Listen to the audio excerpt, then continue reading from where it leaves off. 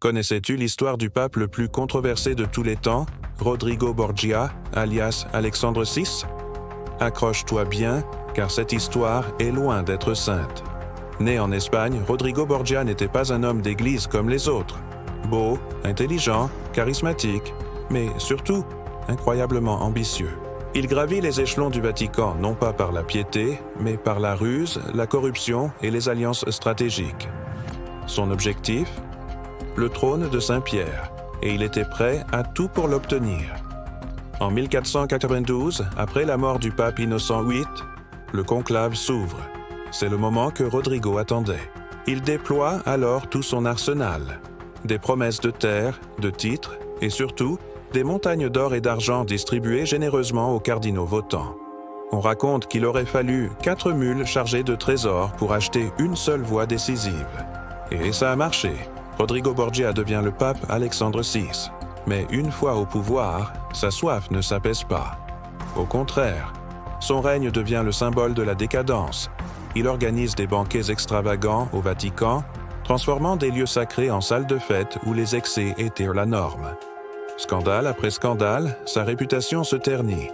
Mais le véritable objectif d'Alexandre VI était de fonder une dynastie.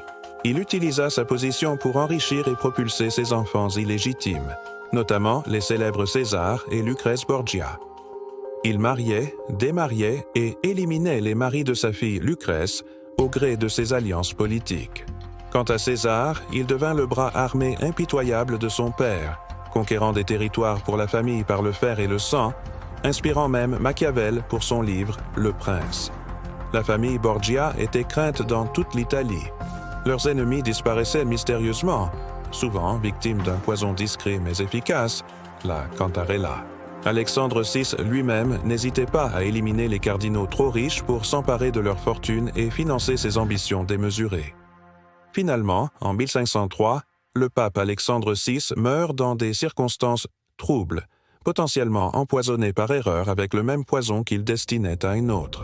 Sa mort marque la fin d'une ère de corruption et de pouvoir sans limite qui a laissé une cicatrice indélébile dans l'histoire de l'Église. Alors, simple homme de foi, dévoyé ou véritable génie politique machiavélique? L'histoire de Rodrigo Borgia continue de fasciner et de choquer des siècles plus tard. Si cette histoire t'a plu et que tu veux en découvrir d'autres, n'oublie pas de liker la vidéo, de t'abonner à la chaîne pour ne rien manquer. Merci d'avoir regardé et à très bientôt pour une nouvelle plongée dans l'histoire.